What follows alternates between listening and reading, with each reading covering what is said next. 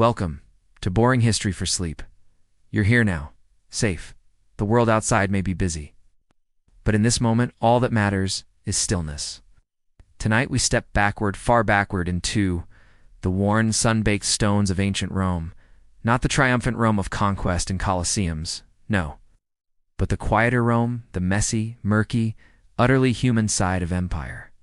The echoes of sandals on stone, the hiss of oil lamps in narrow alleyways, the rustle of linen as morning breaks over the forum. Over the next 2 hours, we'll drift through the daily lives of Romans, their toilets, their tragedies, their mysteries, and their marble halls. From the crowded bathhouses of the plebeians to the candlelit chambers of senators plotting their next move. No tests, no dates to memorize, just the gentle unraveling of forgotten lives in whispers and fragments. So, lie back. Loosen your grip on the present. Let your thoughts wander as we begin in a most unexpected place, a place where no Roman could truly escape. Why you wouldn't last a day in a Roman latrine. Saw footsteps on damp stone, a quiet dripping echoes nearby. Imagine yourself stepping into the heart of a Roman insula. Maltesa's apartment block nestled within the crowded city of Rome. The streets outside are bustling. Chariots clatter, vendors shout in rhythmic cadence, and the air hums with human life. But here, tucked between worn walls of concrete and brick, is the communal latrine. There is no privacy, no soft music, no gentle aromas of lavender soap. Instead, you're greeted with the unmistakable thick scent of stagnant waste and the damp chill of shadowed stone. Romans did not flush, at least not as we do now. The latrines were long benches of smooth stone or marble, carved with neat, evenly spaced holes, one after another, lined in a row. Beneath the bench, a shallow water channel flowed, slowly. Sometimes, other times, not at all. The latrines were social spaces. Mostly men sat, side by side. No walls, no dividers. No modesty. Conversations continued as if nothing were amiss. Grain prices, gladiator games, imperial rumors. You might pass a stranger, a sponge on a stick, the tersorium soaked in vinegar water and reused by all. Yes, reused. Sanitation, as the Romans understood it, was communal. The tersorium sat in a trough of running water beneath the bench, refreshed from time to time, shared between users. There was no soap, no private stalls, no flushing handles, just the scraping of sandals and the trickling of uncertain water. For the ancient Roman, the rhythm of waste and water was simply part of life. But with this design came consequences. The damp, dark, unventilated spaces were a playground for vermin. Insects buzzed, rats scuttled. Parasites unseen, unmentioned found ample homes. Archaeologists have unearthed thick deposits of intestinal worms in ancient sewers, confirming what the ancient medical texts only hinted at. Illness was constant. Some latrines, positioned above complex aqueduct-fed systems, were marvels of Roman engineering, but many, especially in the poorer districts, were little more than pits or communal cesspools. And then there was the fire. Occasionally, due to the buildup of methane, a latrine would ignite, not metaphorically, literally. A careless spark or open flame could send tongues of fire roaring up through the toilet holes. Roman poet Martial joked about such dangers. The accounts were not all jokes. To protect themselves, some Romans whispered incantations to latrine spirits, guardians of the underworld, watching over what descended into the depths. They carved protective charms, wore amulets, because they believed in some corners of their empire that evil things might rise up from the darkness beneath. Superstition and sanitation mingled freely. Despite all this, the Roman people accepted the latrine as a necessary part of life, a place for conversation, a place to catch the morning gossip, perhaps even a place to think. We today might balk, but for the Romans, this was as ordinary as bread and olive oil. Imagine the rhythm of it, the scrape of sandals, the murmur of Latin voices, the rough stone beneath you, warm in the afternoon sun, the water sluggish, carrying away what must be carried, and you, a guest here, trying your best not to show discomfort, trying not to breathe too deeply, trying not to stay too long. You wouldn't last a day in a Roman latrine, but for them, it was just another part of living. Now, the footsteps fade, replaced by the sound of distant city bells and soft wind through cypress trees. And so, we step out now, leaving the damp stone corridors behind. The world of the latrine gives way to another chapter in Rome's long and restless story, one not of sewers, but of ideals, of ambition, of hope, and consequence. Shall we continue? The rise and fall of Gaius Gracchus. Let us now leave behind the stone benches and whispers of the latrines, and drift upward into the heart of Roman politics, into the echoing chamber of the Comitium, where voices rise like incense, and dreams flicker like the flames of torches at twilight. Imagine yourself seated on a worn stone step near the Roman Forum, sometime around 123 BCE. The air is dry. There's dust in the creases of your tunic. You squint as the sun glints off white marble statues, men long dead, cast in immortal poise. Before you stands a man with a voice like clear bronze, Gaius Gracchus, not the first of his name. His older brother Tiberius had already left his mark on history, a mark that ended in spilled blood on the Senate floor. But Gaius was different, taller, louder, sharper. He spoke not as a noble, though he was one. He spoke to the populace, the common people, and they listened. Gaius was a tribune of the plebs, a role created precisely to protect the lower classes. And he used it how he used it. His voice carried across the forum like a tide, calm, measured, but persistent. Over and over he returned to the same themes: land, bread, justice. He remembered the fate of his brother, and still he dared. He proposed laws leges sempraneu that offered grain at reduced prices, opened military service to the poor, and redistributed land seized by the state to those who had none. His voice was the pulse of the dispossessed. But Gaius was not only a populist, he was a strategist. He expanded the equities, the class of wealthy non-senators, and gave them judicial power. This created a third political force, outside the old dichotomy of patricians and plebeians. Rome had always danced between tradition and reform, but Gaius pulled the threads harder than most. And, slowly, Rome's ancient elite began to bristle. Imagine the tension. Senators in white togas, stiff with age and arrogance, sipping wine in shaded atriums, whispering of the young Gracchus, how he moved like flame through dry grass, igniting change they could not contain. He was re-elected, a rare feat. His popularity soared, but power, even when used for good, casts a long, dark shadow. Gaius, emboldened, made a fatal decision. He proposed granting full citizenship to Rome's Italian allies, those outside the city who fought, bled, and paid taxes, but lacked Roman rights. It was rational. It was too much. The Roman mob turned. What had once sounded like fairness now rang of dilution. They feared they'd lose their grain, their land, their privilege. Even reform has limits. When it threatens comfort, tensions crept like ivy. Debates turned to shouts. Shouts turned to fists. And then came death. A senator named Lucius Opimius was given senatus consultum ultimum, a final decree, a license to protect the state by any means. Rome, that summer, grew hot with fear. Armed men poured into the streets. Gaius retreated to the Aventine Hill with a small band of supporters, refusing to start a civil war, but unwilling to flee.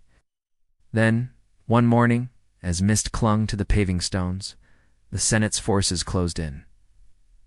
Imagine the silence before the clash, tightening of fists, the clatter of makeshift shields, the scent of oil and sweat.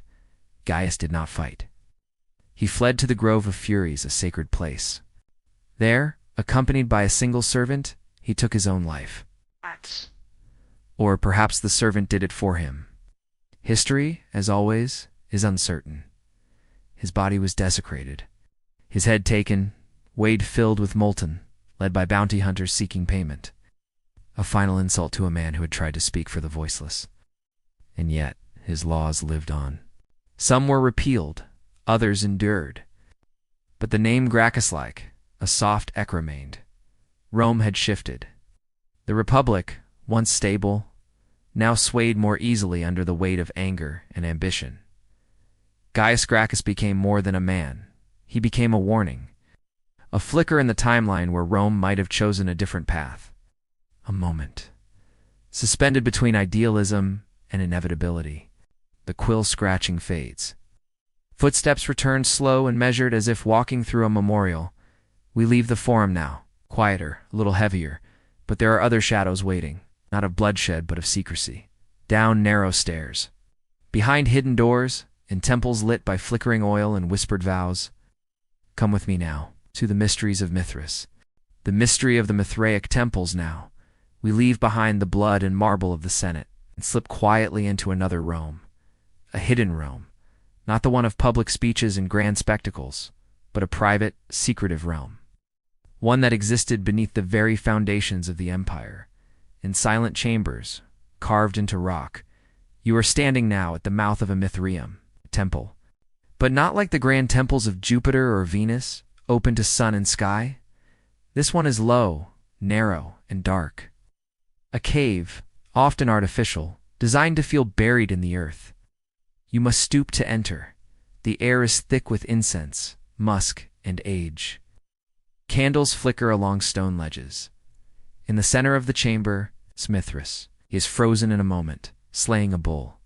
This image the Toractonias everywhere in these temples. Mithras kneels on the bull's back, pulling its head back, plunging a dagger into its neck. A dog and a snake drink the blood. Scorpion bites the bull's genitals.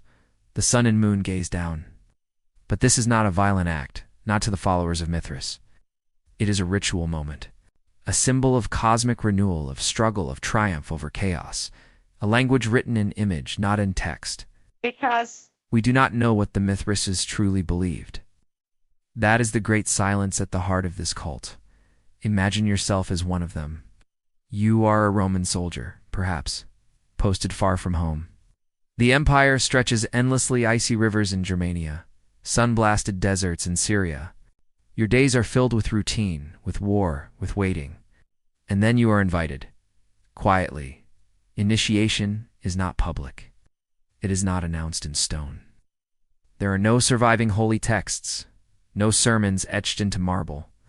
Only fragments, symbols, and the cold breath of underground air. There were 7 levels of initiation, 7 ranks. From Corax, the Raven, to Potter, the Father, each with its own ritual, its own symbols, a raven's mask, a sacred meal, a whispered oath, perhaps a blindfold, perhaps a trial by cold or heat. We do not know for certain, but we do know that only men were admitted. And that Mithraism spread like quiet fire through the Roman legions and civil service. In Londinium, in Duryuropos, in Rome itself, these Mithraea appear always hidden, always similar. Close your eyes now and picture it. Stone benches line the sides. Low ceiling. The faint drip of condensation from the vaulted roof. You sit, cloaked, shoulder to shoulder with others. No one speaks unless the ritual calls for it. A sacred meal is shared, perhaps bread, perhaps wine, echoes of other mysteries yet to come in history. The torchlight dances across Mithras's face, always serene, always focused, caught in that one eternal act, slaying the bull. Why the bull? Why the cave? Why the secrecy? Scholars have speculated endlessly. Some link Mithras to Persian deities Mithra, the god of covenant and sun. Others see astronomical meanings in the images symbols of the zodiac. Of stars and seasons, a celestial code hidden in plain sight. But the cult left no explanation. And that is what makes it soothingly mysterious. In a world where so much was declared in stone and law, Mithras whispered, and whispers make better lullabies than shouts. The cult of Mithras declined slowly, gently, like embers cooling after a long feast. As Christianity rose in prominence, with its open churches and sacred texts, the secret rituals of Mithras faded. By the 4th century, the Mithraea were abandoned. Some were filled in with dirt. Others, simply forgotten, entombed in silence until centuries later. When workers digging foundations would uncover strange altars and wonder at the bull slayer once again, now they sit in museums or buried beneath churches. fragments of a lost spiritual world, a world of shadows, symbols, and soft-spoken rites. You can still visit some of them in Ostia, in London, in Rome. Step down. Smell the cold stone. Now, as the torchlight fades and the echoes dissolve into stillness, we return to the surface, but we are not yet finished. The world above held another kind of ritual, not one of sacrifice, but of spectacle. The daily performance of power and privilege. So come with me now, into the home of a Roman senator, where marble is warm from the midday sun and luxury veils ambition. A day in the life of a Roman senator. Let us rise now gently from the depths of hidden temples. Our sandals tread no longer on damp stone, but glide softly across polished marble mosaics. We've left the caves of Mithras behind and stepped into the sunlit grandeur of a Roman domus, the home of a senator. It is early morning in Rome. The sky is pale with the first blush of dawn, and already the house stirs. The atrium, the grand central hall, glows with the soft light of the rising sun, filtered through the rectangular opening in the roof, called the compluvium. Beneath it, a shallow pool, the impluvium, collects rainwater. You hear the occasional soft drip, drip, a constant rhythm of calm. The walls are painted in deep reds, in earthy ochres. Frescoes of gods' battles and banquets look down, their eyes forever caught in scenes of myth and glory. The air smells faintly of olive oil, beeswax, and the distant perfume of crushed rose petals. This is the domain of a senator, a man of rank, of wealth, of consequence. Imagine yourself a guest in his world. He awakens not by alarm, but by routine, gently roused by a trusted servant. The senator rises, washes his hands and face with lukewarm water, and is helped into his tunica interior, then his tunica laticlavia, marked with a broad purple stripe reserved only for men of senatorial status. Over this, he dons his togan intricate and weighty garment, draped with care by skilled attendants. The fabric is heavy. The folds must fall just so. It is not comfort that he wears, but symbolism, authority, woven in linen. Soon after, he receives visitors. This part of the day is called the salutatio, formal morning greeting. Clients, patrons, supplicants, men of lesser status arrive in his atrium to pay respects, offer thanks, or request favors. Each receives a polite word, a measured nod.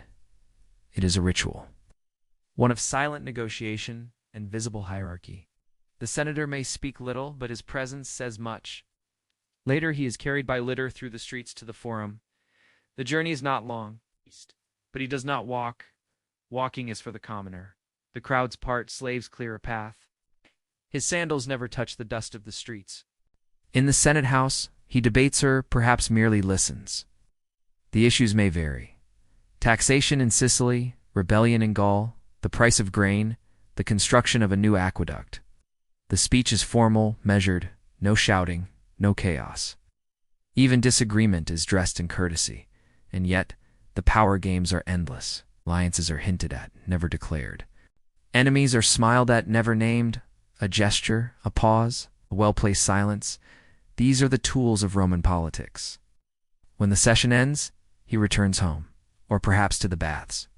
Yes, even the elite bathed with the people, though in private hours or more exclusive wings. Warm water, steam, oil massages, gossip, deals struck over marble benches and oil-slicked skin, and then the cena, the evening meal, is where the senator's world blooms into decadence. The triclinium, the dining room, is arranged with 3 couches around a central table. Guests recline, never sit. Slaves move silently between them, offering platters of roasted dormice, honey-glazed ham, stuffed figs, spiced wine. Musicians play softly in the corner flutes, lyres, the occasional harp. A poet may recite verses. A philosopher may speak, but not too long, not too loud. This is not a place for conviction. It is a place for performance. The senator listens.